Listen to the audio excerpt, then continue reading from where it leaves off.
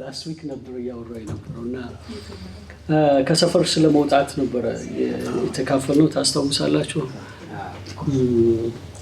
መጽሐፍ ቅዱስ ከሰፈር ውጡ ይላል ወይም የእግዚአብሔር ቃል እግዚአብሔርን ለመገናኘት ከሰፈር ምን ማድረግ አለብን መውጣት አለብንና ምሳሌ አድርገን ወስደነው የነበረው አባታችን የምንለው ሁላችንም አብርሃምን ነው እና አብርሃምን እግዚአብሔር በ75 አመቱ የ75 አመት ሰው እንግዲህ በጣም ሽማግሌ ሰው ነው የ75 አመቱን ሰውዬ ከሰፈር ከቤተሰቦች ከዘመድ ከወገን ተለይተን ወደማሳየ ምድር ውጣ አለው የመጣለት ይሄ ቃል ብቻ ነው ለአብርሃም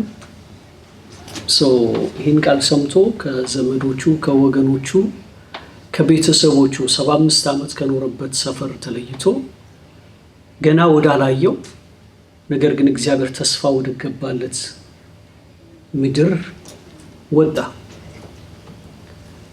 አብርሃም የነበረውን ነገር ሁሉ የተወው የጠራው የታመነ እንደነበረ በማመኑ ነው አይደል ተስፋን የሰጠው እርሱ ከቤተሰቦቹ ከዘመዱ ከወገኑ ከሀገሩ ከሰፈሩ ካስወጣው በኋላ ምድረ በዳ ላይ እንደማይተወው ስላመነ ነው አብርሃም የወጣው በራሱ ጉልበት ታምኖ ወይም በወገኑ በዘመዶቹ ተማምኖም አልነበረም የወጣው አብርሃም ሁሉን ባስተው በእግዚአብሔር እምነት ስለነበረው ብቻ ነው መጽሐፍ ቅዱስ እንደዛ ይላል አይደል ዕብራውያን ላይ እና ወደ እግዚአብሔር መምጣት እንትን አይደለም ሃይማኖት አይደለም ማለት ነው የሆነ የሚከፈል ነገር አለው ዋጋ አለው ማለት ነው የሆነ የሚተው ነገር አለው አብርሃም የተወው ነገር አለው ለምንድነው አብርሃም ያን ነገር የተወው ምክንያቱም እግዚአብሔር የገባለት የሚሰጠው አሁን እሱ 75 አመት ከኖረበት ቦታ ወይም ከነበረበት ስፍራ ወይም ከነበረበት ዘመድ ቤተ ዘመድ whatever you call it ከሱ ሁሉ ምን የሚል እንደሆነ ተረድቷል የሚበልጥ እንደሆነ ተረድቷል ስለዚህ የሚሻለውን ለማግኘት ወጣ ግን የሚሻለውን ለማግኘት የተወው የሚታይ ነገር ነበረው 75 አመት ሙሉ የነበረበትን ሰፈር ነው የለቀቀው መጽሐፍ ቅዱስ እንደዚህ ይላል አብርሃም የወጣው በሰው እጅ ያልተሰራችውን የማንን ከተማ ለማግኘት ነው የእግዚአብሔርን ከተማ ለማግኘት እና ሌላ ሰው ምሳሌ ያደረገው ሙሴን ነበር ሙሴ በፈርዖን ቤተ መንግስት ውስጥ የፈርዖን የልጅ ልጅ ተብሎ የተለየ እንክብካቤ ይደረግለት ነበር ነው አይደል ምንም እንኳን ወገኖቹ የፈርዖናውያን ወይም የግብፃውያን ባሮች ቢሆኑም እሱ ግን የንጉስ የልጅ ልጅ ነበር ስለዚህ ለንጉስ ልጅ ወይም ለንጉስ የልጅ ልጅ ሊደረግለት የሚገባው ነገር ሁሉ ለሙሴ ይደረግለት ነበር ምናልባት አብርሃም ሽማግሌ ስለሆነ ምንም ልጅ ስላልነበረው አው ልጅ ለማግኘት ወጣ ልንል እንችላለን ሙሴ ግን ሁሉ ነገር ነበረው ቤተ መንግስቱ ውስጥ ነበረ የደሃ ልጅ ብቻ አይደለም ለእግዚአብሔር የሚጠራው የደሃ ልጅ ብቻ አይደለም ለእግዚአብሔር የሚያስፈልገው የሀብታሙም ልጅ ማን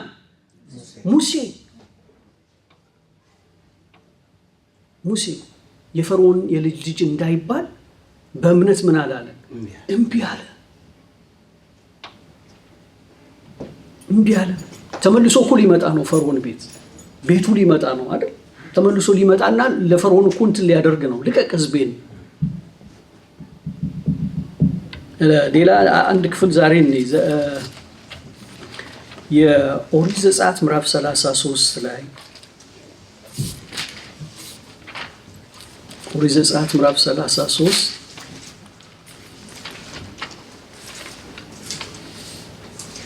ቁጥር 7 ላይ አንድ ታሪክ ታገኛላችሁ ከሰፈር መውጣት ጋር ወይም ከሰፈሩ ከመውጣት ጋር የተያያዘ ዘጸአት 33 ቁጥር 7 ሙሴም ድንኳኑን እየወሰደ ድንኳኑን ታቋላችሁ አይደል ድንኳኑን እየወሰደ ምን ያደርግ ነበር አለ ከሰፈር ውጪ ይተክለው ነበር ሰፈር ውስጥ አልነበረም ይተክለው ድንኳኑን እየወሰደ የት ይተክለዋል ከሰፈር ውጪ ይተክለው ነበር ከሰፈሩ ራቅ ያደርገው ነበር ገጽ 72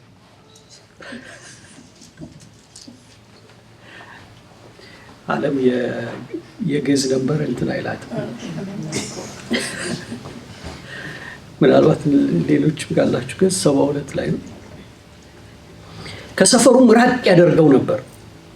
የመገናኛውም ድንኳን ብሎ ጠራው። እግዚአብሔርንም የፈለገ ሁሉ ከሰፈር ውጪ ወዳለው ወደ መገናኛው ድንኳን ይወጣ ነበር። ሙሴም ወደ ድንኳኑ በሄደ ጊዜ ሕዝቡ ሁሉ ይነሱ ነበር። እያንዳንዱ በድንኳኑ ደጃፍ ይቆም ነበር። ሙሴም ወደ ድንኳኑ እስኪገባ ድረስ ይመለከቱት ነበር። ሙሴም ወደ ድንኳኑ በገባ ጊዜ የደመና አምድ ይወርድ ነበር፣ በድንኳኑም ደጃፍ ይቆም ነበር። እግዚአብሔርም ሙሴን ይናገረው ነበር። ሕዝቡ ሁሉ የደመናው አምድ በድንኳኑ ደጃፍ ሲቆም ያየው ነበር። ሕዝቡም ሁሉ ተነስቶ እያንዳንዱ በድንኳኑ ደጃፍ ይሰግድ ነበር። እግዚአብሔርም ሰው ከባልንጀራው ጋር እንደሚነጋገር ፊት ለፊት ከሙሴ ጋር ይነጋገር ነበር። ሙሴም ወደ ሰፈሩ ይመለስ ነበር። ሌላ ደስ የሚል ሰው ታገኛላችሁ። ነገር ግን ሎሌው ብላቴና የነዌ ልጅ ኢያሱ ከምኑ አይለይም ነበር። ምን ማለት ነው? ወዴት አይሄድም ነበር ማለት ነው? ወደ ሰፈሩ አይሄድም ነበር። ኢያሱ በድንኳኑ ይቆይ ነበር። ግን ሙሴ ያደረገውን ነገር ተመልከቱ። ይሄ ድንኳኑ ስሙ ምንድን ነው ተባለ? የመገናኛው ድንኳን። ሰፈር ውስጥ አልነበረም የተተከለው። ሰፈራቸው የለም። ቸርቹ ከሰፈራቸው ምን ያለ ነው? ራቅ ያለ ነው። ቸርች መሄድ የፈለገ ሰው ምን ለማድረግ ማለት ነው? እግዚአብሔርን ምን ማድረግ የፈለገ ሰው? እግዚአብሔርን ለመገናኘት የፈለገ ሰው ምን ያደርጋል? ምክንያቱም ቸርቹ የለም። ድንኳኑ በየት አልተተከለም? በሰፈር አልተተከለም። ስለዚህ ሰው ሰፈሩን መተው ነበረበት። እግዚአብሔርን መገናኘት የፈለገ ወደ መገናኛው ድንኳን ይወጣ ነበር። ድንኳኑንም የመገናኛው ድንኳን አሉት። ከማን ጋር ነው የሚገናኙት? ከጎረቤቶቻቸው ጋር? ኖ፣ እነሱማ የት ናቸው? በሰፈር ናቸው። ከቤተሰብ ከወገን ከዘመዶቻቸው ጋር? ኖ፣ እነሱማ አብረዋቸው ናቸው ያሉት። ከነሱ ጋር ለመገናኘት አይደለም የሚወጡት። ከማን ጋር ለመገናኘት? እግዚአብሔርን የፈለገ። አሜን። እግዚአብሔርን የፈለገ። በዚያ እግዚአብሔር ልክ እነሱ እንትን ሲሉ ይለናል አይደል? ሙሴም ወደዛ በገባ ጊዜ የደመና አምድ ይወርድ ነበር፣ በድንኳኑም ደጃፍ ይቆም ነበር። እግዚአብሔርም ሙሴን ይናገረው ነበር። ሙሴ መልእክት ለመቀበል የእግዚአብሔርን ራእይ ለማግኘት ሁልጊዜ ወዴት ይሄዳል? ወደ ድንኳኑ ይወጣል። ከሰፈር ምን ይላል ማለት ነው? ይወጣል። እኛ ወዴት እንሄድ? ብዙ ጊዜ ኦርቶዶክስ ምክንያትን የማቀርበው ለምንድን ነው? ሁላችንም ስለሚገባ ነው።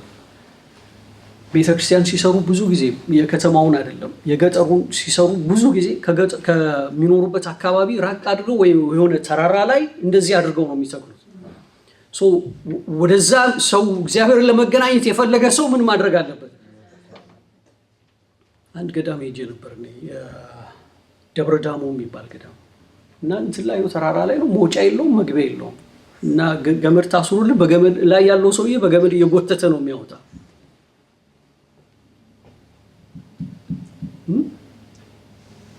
እኛ ሴት እንስራው ታዲያ? እግዚአብሔርን ለመገናኘት አሁን ሰው ወዴት ይሄድ? ስለ ድንኳኑ ብዙ ያነበባችሁ ይመስለኛል። ግን አንድ ነገር ላስታውሳችሁ። ዘጸአት 25 ላይ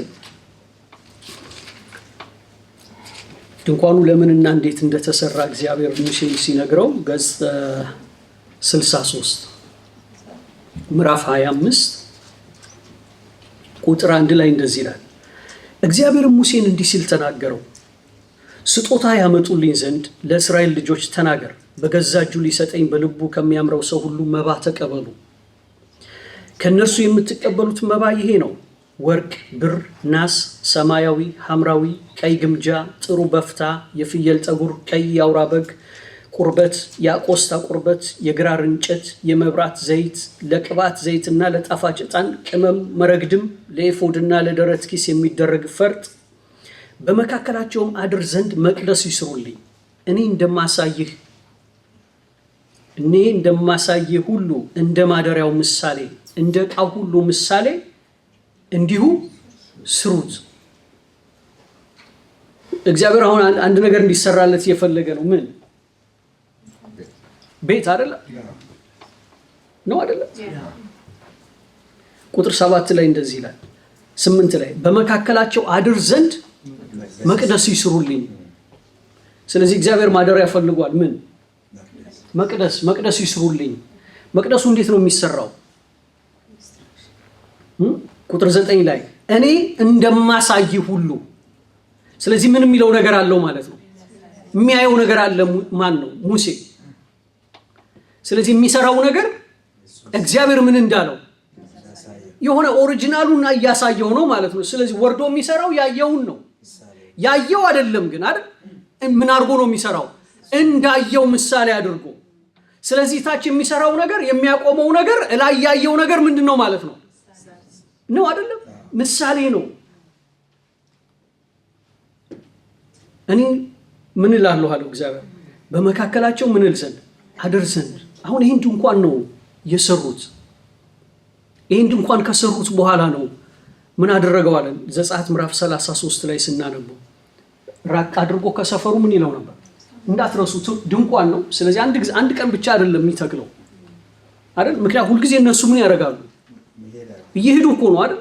የት ለመድረስ? ማርና ወተት ወደምታፈሰው ምድር እስከሚገቡ ድረስ በምን ላይ ናቸው? በጉዞ ላይ ናቸው። ነገር ግን በእያንዳንዱ የጉዞ እረፍት ሙሴ ድንኳኑን ምን ማድረግ ነበረበት? መትከል ነበረበት። ሁልጊዜም ሲተክለው ከሰፈር ውጪ ነው እየተከለው የነበረው።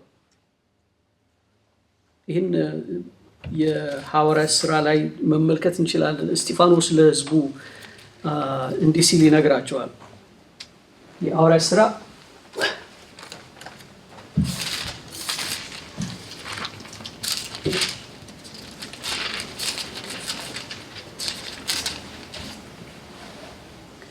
የሐዋርያት ሥራ ምዕራፍ 7 ቁጥር 44 ላይ ገጽ 110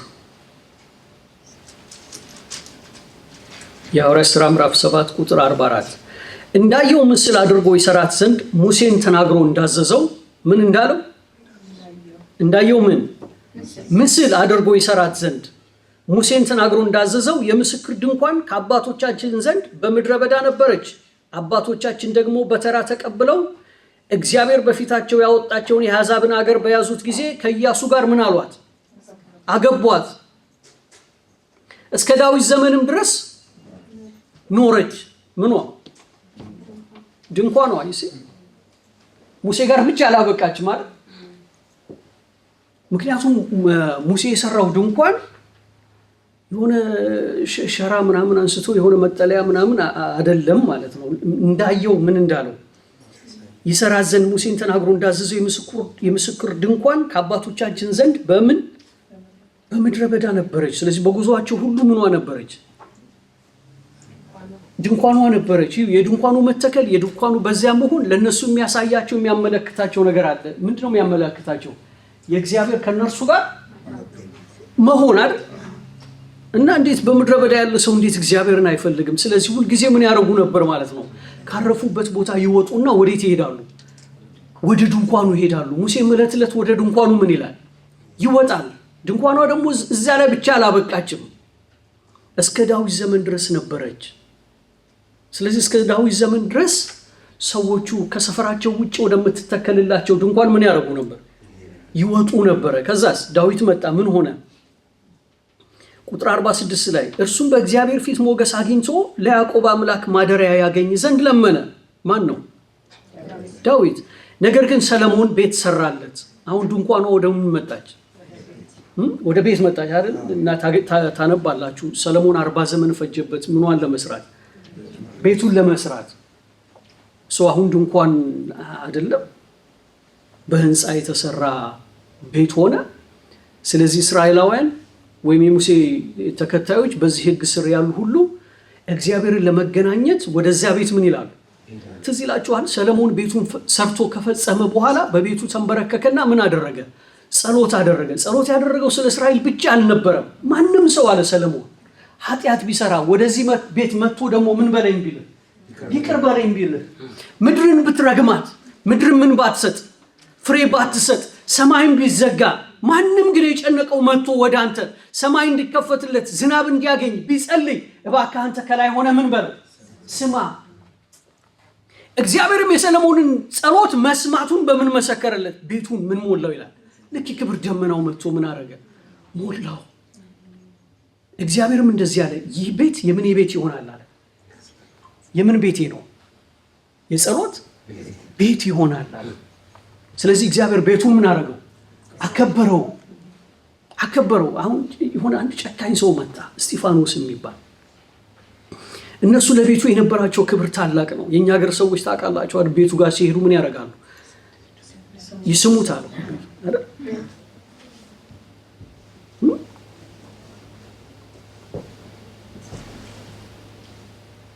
ለኛ ሰዎች ያ ቦታ ወይም ያ ቤት ምን ያለ ነው? የተቀደሰ ነው። ከሰውየው ይልቅ ቤቱ ምን ያለ ነው? ከነሱ ይልቅ ማንን ነው ቤት የሚያደርጉት? ያንን ህንፃውን ነው የማን ቤት የሚያደርጉት? የእግዚአብሔር ቤት የሚያደርጉት።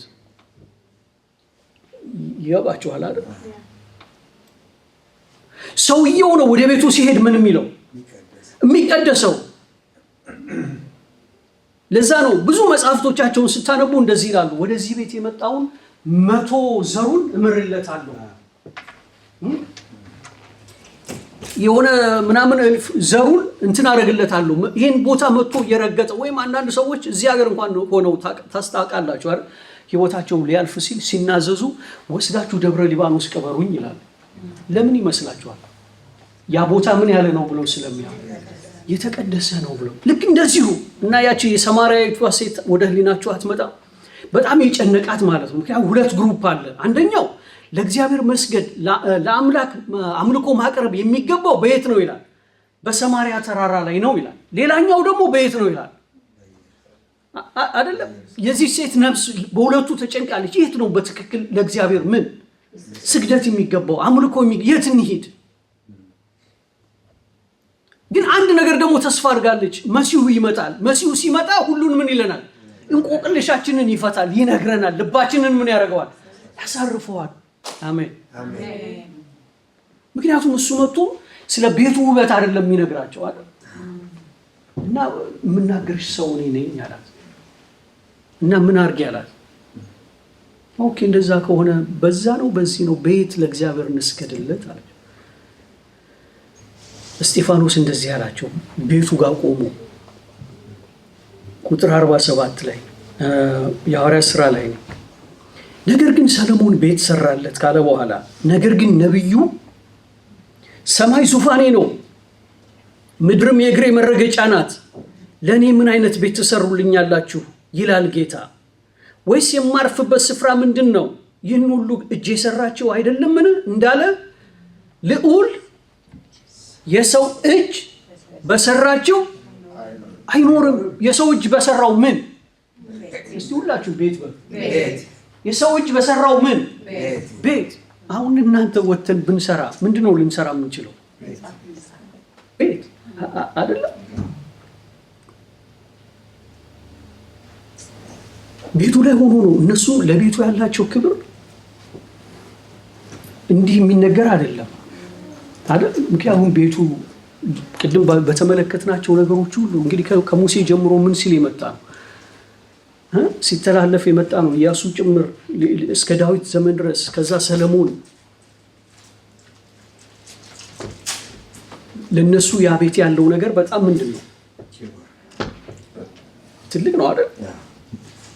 እዛ ቤት ላይ ቆሞ ነው ህንፃውን እያሳያቸው የቤቱን ውበት እየተመለከቱ እየተደነቁ ምን አይነት የተቀደሰ ስፍራ ነው እያሉ ምናልባት በጫማቸው ሁሉ ምን አይሉትም የማይረግጡት ነው። በጣም የተከበረ ነው። ልባቸው እንደቀበረ እግዚአብሔር እንገናኝበታለን ብለው አንድ ነገር አልገባቸውም። ማርጀቱ አልገባቸውም።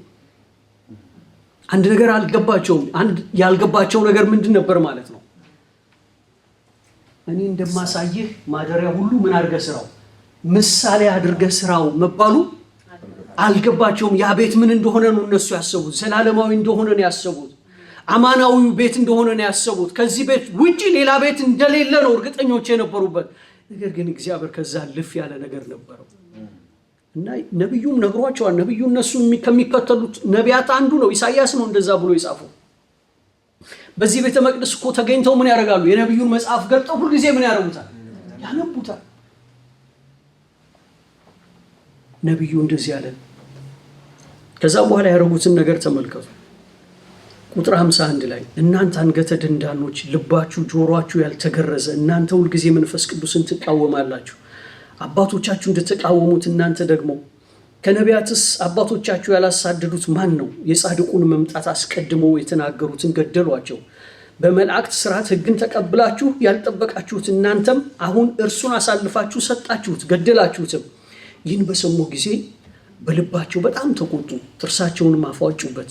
መንፈስ ቅዱስንም ተመልቶ ወደ ሰማይ ትኩር ብሎ ሲመለከት የእግዚአብሔርን ክብር ኢየሱስንም በእግዚአብሔር ቀኝ ቆሞ አየና፣ እነሆ ሰማያት ተከፍተው የሰው ልጅም በእግዚአብሔር ቀኝ ቆሞ አያለው አለ። በታላቅ ድምፅም እየጮሁ ጆሮአቸውን ደፈኑ፣ በአንድ ልብም ሆነው ወደ እርሱ ሮጡ። ከከተማም ወደ ውጭ አውጥተው ወገሩት። ከተማ ውስጥ አልወገሩትም። አይገርማችሁ? የታወጡት ከከተማ ውጭ። ባለፈው ሳምንት ስንል ነበር አይደል? ኢየሱስ መከራን የተቀበለው ከምን ውጭ ነው? ከከተማ ውጭ፣ ከበሩ ውጭ። እኛም ደግሞ ይላል ነቀፌታውን እየተሸከምን ከየት እንውጣ ይላል? ከበር ውጭ፣ ከከተማ ውጭ አወጡት እስጢፋኖስን። አይገርማችሁም? ሌላ ቤት እኮ እየነገራቸው ነው። ሌላ ቤት ያለው ነው አይደለም? ሰማይ ተከፍቶ እዛ አይደለም። ምን ብሎ ሰማይ ተከፍቶ የእግዚአብሔርንም ልጅ ቤት ቆሞ አየዋለሁ። ስለዚህኛው ቤት ማለፍ፣ ይሄኛው ቤት የእግዚአብሔርን ምን መኖሪያ አይደለም እያላቸው ነው። ምክንያቱም ልዑል የሰው እጅ በሰራው ምን አይለም ሌላ ቤት አለው ማለት ነው አይደል? ሌላ ቤት አለ እያላቸው ነው እስጢፋኖስ። ምን አይነት ቤት? የሰው እጅ የማይሰራው ሌላ ቤት ታዲያ ምንድን ነው? ጴጥሮስ ክርስቶስ ደቀ መዛሙርቱን ሰበሰበና አንድ ጥያቄ ጠየቃቸው። የሰው ልጅ ማን ይሉታል? እና ነገሩት ማን እንደሚሉት አይደል? ኦኬ እናንተስ ማን እንደሆንኩ ትሉኛላችሁ አላቸው። ጴጥሮስ እንደዚህ አለው፣ ጌታ ሆይ አንተ የሕያው እግዚአብሔር ልጅ ነህ አለው። የሚገርም ነገር ነው ምላሹ። ክርስቶስ እንደዚህ አለው፣ ይህንን ምንና ምን አልገለጠልህም። ስጋና ደም ምንድን ነው? ምን መስራት የሚችል ነው? ቤት መገንባት የሚችል ነው። በዛ እውቀት በዛ ትምህርት ይህን ነገር ምን አላልከው? አላገኘኸውም። የት ነው ያገኘኸው? ማን ካልገለጠልህ በቀር ነው እኮ ያለው አይደል? ከዛም በኋላ እንደዚህ ያለው ጴጥሮስ አንተ ምንድን ነህ? አለት ነህ። በዚህ አለትነትም ላይ ወይም በዚህ ምን ላይ መሰረት ላይ ምን እሰራለሁ? ቤተ ክርስቲያን እሰራለሁ። አሁን እንግዲህ ሌላው ሰለሞን ምን ሊያደርግ ነው? ምን ሊሰራ ነው? ቤት ሊሰራ ነው አይደል? ሰለሞን መጽሐፍ ቅዱስ ላይ ስታነቡት በጣም ጠቢብ የነበረ ሰው፣ እንደ ሰለሞን ያለ ምን የለም፣ ጠቢብ የለም። ግን መጽሐፍ ቅዱስ ደግሞ እንደዚህ ይለናል፣ ከሰለሞን የሚበልጥ ቤት አለ፣ በዚህ አለ። ሰለሞን ቤት ሰራ። ነገር ግን ያ ቤት ለዘላለም አልቆመም። ምን አረገ? ቤቱን እንደምትመለከቱት ጦርነት ሆነ። መጥተው ምን አረጉት? አፈረሱት። ታቦቱንም ወሰዱት። ግን እኮ እግዚአብሔር ለዳዊት ምን ብሎታል? ልጅህ ምን ይሰራልኛል? ቤቴን ይሰራልኛል። ታዲያ እግዚአብሔር ስለ ሌላ ምን እየተናገረ ነው ማለት ነው? ሰለሞን። ምክንያቱም ኢየሱስ ኢቭን አይነ ስውሩ እንኳን ሲጸልይ ምንድነው ሲለምነው፣ ኢየሱስ ማለፉን ሲያውቅ ሲሰማ እየጮኸ አንድ ነገር ተናገረ። ትዝ ይላችኋል? ምንድን ያለው? ማን? የዳዊት ልጅ ሆይ ምን በለኝ፣ ማረኝ። ለምን የዳዊት ልጅ ተባለ? ለምን መጽሐፍስ የዳዊት ስርና ምንድን ነው አለ ይለዋል እኮ አለ። ምክንያቱም እግዚአብሔር ለዳዊት ምን ብሎታል? መንግስትህን ለምን አረገዋለሁ? ለዘላለም አጸናዋል። ግን የዳዊት መንግስት ለምን አልሆነም? ኢቭን ሰለሞን መጣ። ከሰለሞን በኋላ እንደውም የእስራኤል መንግስት ለሁለት ተሰነጠቀች አይደል? በሮብዓም እና በኢዮርብዓም አማካኝነት ተከፋፈሉ። እንኳን ምን ሊጸና። ስለዚህ እግዚአብሔር ስለዛ ምን አልነበረም ማለት ነው እየተናገረ የነበረው። ስለዛ መንግስት አልነበረም እየተናገረ የነበረው ማለት ነው። ግን ብዙዎቹ ይከተሉት የነበሩት ኢየሱስ ስለምን እንኳን እንደተናገረ ወይም እንደመጣ እንኳን ምን አላሉ? በመንግስት በመጣ ጊዜ አሉ ምን አድርገን፣ አንዱ ልጄ በቀኝ ሌላው ልጄ በምን አይደል ብላ የጠየቀችው። የሆነ ምንድን ያደረጉት ንጉስ፣ የሆነ ሀገረ ገዢ ነው ያደረጉት ነው አይደል? ለእናንተስ እንዴት ነው? እናንተስ ማን ነው የምትሉት? ሰው ኢየሱስ እንደዚህ አለ፣ በዚህ አለት ላይ ምን እንሰራለሁ? ቤተክርስቲያን ነው የሚገነባው ነገር አለ። በምን ላይ? በዛ አለት ላይ። ምንድነው አለቱ? ምንድነው አለቱ? ወይስ የሆነ ድንጋይ ይዞለት ነው?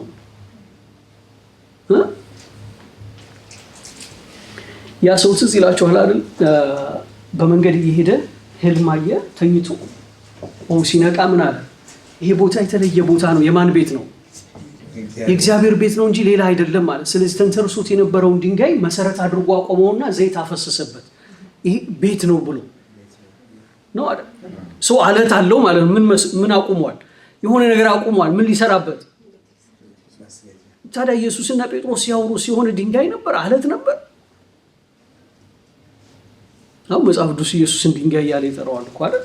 ግንበኞች የናቁት ምን ሆነ? እሱ የማዕዘን ድንጋይ። ግንበኞች የናቁት ድንጋይ አይደል የሚለው? እርሱን ሕያው ምን ይለዋል? ድንጋይ ይለዋል። ስለዚህ ምን የሚባል ቤት አለ ማለት ነው? የሚሰራ ቤት አለ ማለት ነው። በምን ያልሆነ? በእጅ ያልሆነ። ስለዚህ አሁን ለእኛም እየተነገረን ነው ማለት ነው። እኛም ከሰፈር ምን እንድንወጣ፣ ወዴት እንድንሄድ። እግዚአብሔርን የፈለገ ወዴት ይሄድ ነበር? ከሰፈር ይወጣል። ወደ ምኑ ይሄዳል? ወደ ማደሪያው ይወጣል። የሆነ ልንወጣበት የሚገባን ነገር አለ ማለት ነው አይደል? አንድ ክፍል አንብብላችሁና አይ ቲንክ ላስት ዊክ ይሄንን ክፍል አንብቤ ያለው ሁለተኛ ቆሮንቶስ ምዕራፍ 5 ላይ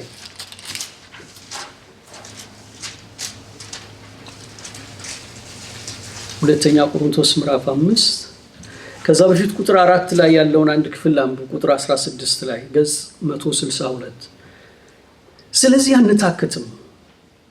ምዕራፍ 4 ቁጥር 16 ስለዚህ አንታክትም፣ ነገር ግን የውጭው ሰውነታችን ቢጠፋ እንኳ የውስጡ ሰውነታችን ዕለት ዕለት ይታደሳል። የማይታየውን እንጂ የሚታየውን ባንመለከት ቀላል የሆነው የጊዜው መከራችን የክብርን የዘላለም ብዛት ከሁሉ መጠን ይልቅ ያደርግልናልና። የሚታየው የጊዜው ነው፣ የማይታየው ግን የዘላለም ነው። ድንኳን የሚሆነው ምድራዊ መኖሪያችን ቢፈርስ በሰማይ ያለ በእጅ ያልተሰራ የዘላለም ቤት የሚሆን ከእግዚአብሔር የተሰራ ሕንፃ እንዳለን እናውቃለን። በዚህ ውስጥ በእውነት እንቃትታለን። ከሰማይ የሚሆነው መኖሪያችንን እንድንለብስ እንናፍቃለን። ለብሰን ራቆታችንን አንገኝም። በእውነት የሚሞተው በሕይወት ይዋጥ ዘንድ ልንለብስ እንጂ ልንገፈፍ የማንወድ ስለሆነ በድንኳኑ ያለን እኛ ከብዶን እንቃትታለን። ነገር ግን ለዚህ የሰራን እግዚአብሔር ነው። እርሱም የመንፈሱን መያዣ ሰጠን። አሁን በምን ውስጥ ነን እያለ ነው? በድንኳኑ ውስጥ ነን። ድንኳኗ ደግሞ ምን ማለት አለባት?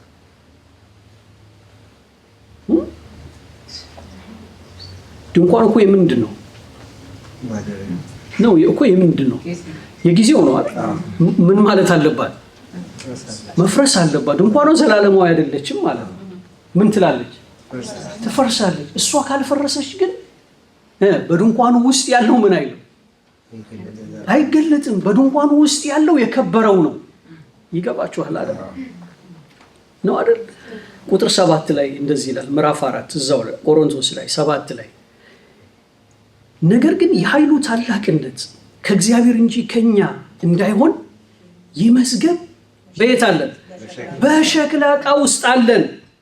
በሁሉ እንገፋለን እንጂ አንጨነቅም፣ እናመነታለን እንጂ ተስፋ አንቆርጥም፣ እንሰደዳለን እንጂ አንጣልም፣ እንወድቃለን እንጂ አንጠፋም። የኢየሱስ ሕይወት ደግሞ በስጋችን ይገለጥ ዘንድ ሁልጊዜ የኢየሱስን መሞት በስጋችን ተሸክመን እንዞራለን። ይሄ መዝገብ የት አለ አለን? በሸክላ ዕቃ ውስጥ አለ። ይሲ የከበረው ነገር የከበረው መዝገብ በምን ውስጥ አለ? በሸክላ ዕቃ ውስጥ አለ። ሸክላ ምን የሚያደርግ ነው? ከምን የተሰራ ነው? ከአፈር አይደል? ከአፈር። ይሄ ከአፈር የተሰራው ምኑን ይዞታል? መዝገቡን ይዞታል፣ የከበረው። እኛም በዚህ ውስጥ አለ። በምን ውስጥ? በድንኳን ውስጥ ሆነን ምን እንላለን? እንቃትታለን። ለምንድን ነው የምንቃትተው? በድንኳን ውስጥ ያለን። ለዛው ምን ብሎን ይላል? ከብዶን። አንዳንድ ሰው ተመችቶታል። ምኑ? ድንኳኑ ሆኖ አልገባውም እና ምን ብሎታል? ደልቶታል፣ ተመችቶታል። በድንኳኑ ውስጥ ድንኳኑ እሱ መስሎታል። ድንኳኑ ግን እሱ አይደለም እያለ ድንኳኑ የሸክላ ዕቃ ነው። ምን ይላል? ይሰበራል፣ ይፈርሳል፣ ከአፈር ነው የተሰራው ነው አይደለም ይለው። እኛ ግን አለ ቁጥር 17 ላይ ያነበብኩላችሁ የውጭው ሰውነታችን ቢጠፋ አሁን ድንኳኑን ያገኘው ነው ይመስለኛል። ምንድነው ድንኳኑ? የውጭው ሰውነታችን ነው አይደል? የውጭው ሰውነታችን ሸክላውን አሁን ያገኘው ነው ይመስለኛል። እሱ የውጭው ምናችን ነው? ሰውነታችን ነው። ይሄ አይኔ ፊት ለፊት የሚታየው አካሌ ማለት ነው። የውስጡ ሰውነቴ ደግሞ ውስጥ ያለው ልቤ፣ ጨጓራዬ፣ ሳምባዬ ማለት ነው። ምንድን ነው የሚያወራል?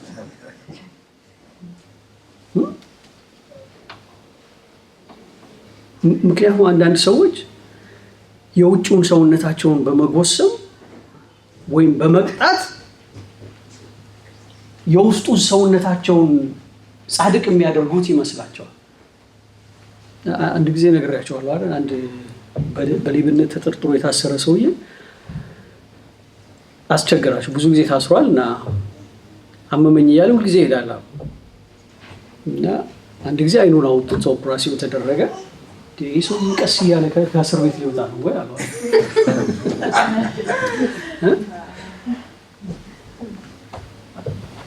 እንዴት እናርገው? የውጭው ሰውነታችን ቢጠፋ አለ ምን አንልም። ይሄ ደግሞ የውጭው ሰውነታችን ቢጠፋ እንደዚህ የሚለው በኋላ ስለ ሞት አይደለም እየተናገረ ያለው። ምክንያቱም የውጭው ሰውነታችን ዕለት ዕለት ምን ማለት አለበት ይላል? መሞት አለበት፣ ዕለት ዕለት መጥፋት አለበት ይላል። ስለዚህ ይሄ ከሞት በኋላ ስላለ ነገር አይደለም ማለት ነው የሚናገረው። ዕለት ዕለት ምን ስለማለት አይደለም የሚለው 17 ላይ። ስለዚህ አንታክትም፣ ነገር ግን የውጭው ሰውነታችን ቢጠፋ እንኳን የውስጥ ሰውነታችን ምን ይላል? ዕለት ዕለት ይታደሳል። የውጭው ሰውነት በጠፋ ቁጥር የውስጡ ሰውነት ምን እያደረገ ነው? እየታደሰ ነው። የውጭው ሰውነት በለመለመ በደለበ ቁጥር ደግሞ የውስጡ ሰውነት ምን እያለ ነው እኮ አይደል? መጽሐፍ እንደዛ አይደል የሚለው? እስማኤል ሁልጊዜ ማንን አታክ ያደርጋል? ይስሐቅን ሁልጊዜ ያሳድደዋል ይስሐቅን። ዛሬም እንደዚሁ ነው ይላል እኮ ገላትያ ምዕራፍ 4 ላይ አንባችሁት። ዛሬም እንደዚሁ ነው። ከስጋ የሆነው ሁልጊዜ ከመንፈስ የሆነውን ምን ያደርገዋል? ያሳድደዋል። ለምን? ምክንያቱም የመንፈስ መጎልበት፣ በመንፈስ የሆነው መወለድ፣ በመንፈስ የሆነው መበርታት ስጋን ምን ያደርገዋል? የውጭ የሆነውን ምን ያደርገዋል? ያጠፋውና ዕለት ዕለት ይታደሳል። የማይታየውን እንጂ የሚታየውን የማንመለከት ቀላል የሆነ የሚታየውን ባንመለከት ቀላል የሆነው የጊዜ መከራችን የክብርን የዘላለም ብዛት ከሁሉ መጠን ይልቅ ያደርግልናል። ድንኳን የሚሆነው ምድራዊ መኖሪያችን ቢፈርስ ምን አለን? ስቲል ቤት አለን። ምን አለን? ቤት አለን። ይሄ በውጭ ሰውነታችን የሰራ ነው ቤት ማንን አያመጣውም? ወይም የማን ቤት አያደርገውም? የእግዚአብሔር ቤት አያደርገውም። እግዚአብሔርን አያመጣውም። ጌታ ይመስገን። እሺ እንጸልይ። ፕሮግራም ስላለ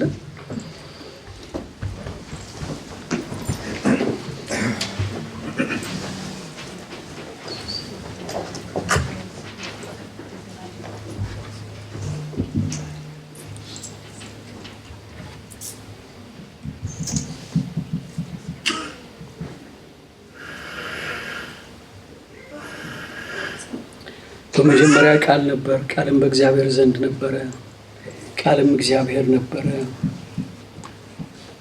ደግሞ ቃልም ሥጋ ሆነ፣ ጸጋና እውነትንም ተሞልቶ በእኛ አደረ።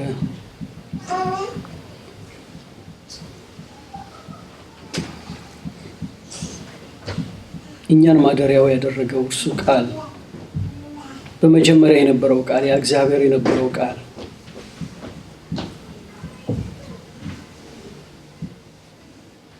እግዚአብሔርን አመጣልን፣ እግዚአብሔርን አሳየን። አሁን አብን አሳየንና ይበቃናል ሲሉት እኔን ያየ እኮ አብን አይቷል አላቸው። ሃሌሉያ! አሁን በእኛ ልክ ወደኛ ወረደ፣ ወደኛ መጣ። ኢየሱስ ጌታ ነው። ሃሌሉያ!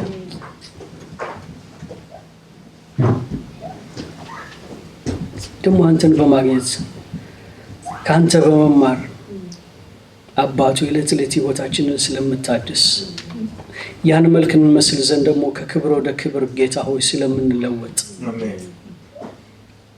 የትላንቱን እየረሳህን ጌታ ሆይ በፊታችን ያለውን ለመያዝ ደግሞ እግዚአብሔር ሆይ ሁላችንም ሰፈራችን ካልነው ነገራችን ስለምንወጣ ቃል ስለሚያስችለን ጉልበት ስለሚሆነን አባት ሆይ የከበበንን ነገር ሁሉ ትተን አባትና አምላክ እግዚአብሔር ሆይ ወደ አንተ ወደዚህ ወደ በላነው ወደዚህ ወደ ተዘረጋልን ወደዚህ ያው ወደ ሆነልን በተራራ ላይ ስለኛ ራሱን ወደ ገለጠልን አባት ሆይ ወደ እርሱ ስለምንገሰግስ የእግሮቻችንን ሰንሰለት ስለበጠስ ጌታ ሆይ ደግሞ ሁላችንም ወጣቶች ስለሆንን ብርቶች ስላደረከን ጌታ ሆይ እንደ ንስር ይወጣሉ እንደተባለ እግዚአብሔር ሆይ ክንፎቻችንን ስላደስክልን ህይወታችን ስለታደሰ አባት ሆይ እንባርካለን። በፊትህ መሆን ስለቻለን እግዚአብሔር ሆይ ያ አሮጌው ነገር እግዚአብሔር ሆይ ያ የትላንቱ ነገር ስለማይዘን ዛሬ ስላልቀደመን አንተ ብቻ የፊታችን ቀዳሚ ሰባሪ ስለሆንክልን ጌታ ሆይ አንተ ከሁላችን ፊት ሰብረህ ስለወጣህ አባት ሆይ ስለምንከተልህ ፍኖትህን ስለተውክልን እግዚአብሔር ሆይ እንባርካለን። አሜን። በእኛ መፈለግንም ማድረግንም ስለምትሰራ አባት ሆይ ክብርን እንሰጣለን። አሜን። በምትወደው ልጅህ በጌታ በኢየሱስ ስም